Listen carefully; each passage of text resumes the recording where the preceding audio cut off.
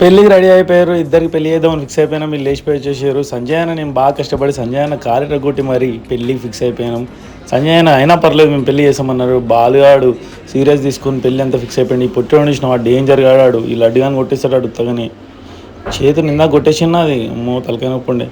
అరే అందరు ఇట్లా చూస్తారు రా బాయ్, ఏదో ఒకటి అయితే ఉంది అంటూ. భాస్కర్ అన్న లేడు రా, కనబడతలేరేంద్ర అవి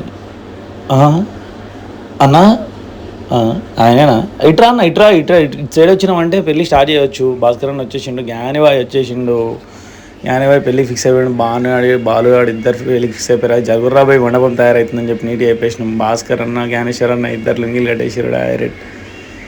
వీడు అయ్యాడు భరత్కే రెడీ అయిపోయాడు. అసలు వేరే స్టోరీలు అది. మా యాదవరాజన్న కూడా రెడీ అయిపోయాడు చూద్దామని చెప్పి. మా వాళ్ళు అందరు బాగా కష్టపడతారు. వీడు డిప్స్ కొట్టి భరత్ ఎంకరేజ్ చేద్దామని చెప్పి ఇట్లా ఇట్లా యాప్స్ కూడా చూపిస్తుంటాడు. డేంజర్ క్యాండిడేట్ ఉంటాడు మనోడు. ఇట్లా గుత్తా అంటుంటాడు ఓడని వస్తే. ప్లేయర్ ఉంటాడు మనోడు. ఆడియన్స్ కూడా ఎంజాయ్ చేస్తారు డైరెక్ట్. వాళ్ళు పెళ్లి చేయరి ఏమనుకోమంటారు. అందరం గెటప్లు చేంజ్ చేసినాం, వాళ్ళ ఇంట్లో ఒప్పించినాం, డైరెక్ట్ పెళ్లి చేసినాం. మంచిగా అనిపించింది మాకు అందరికీ. రాజన్న కూడా కోఆపరేట్ చేసి ఉండే ఇక పెళ్లి చేద్దామన్నాడు, చేసినాం. నేను లాయర్ అయిపోయినా డైరెక్ట్ గ్యాప్లా. గమ్మత్ అనిపించింది నాకు.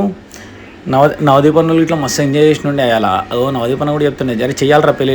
మా రక్తం చెందించాడు ఆ పెళ్లి కోసం. మా రక్తాన్ని ఎవరు తట్టుకునేటట్లేడు అసలు.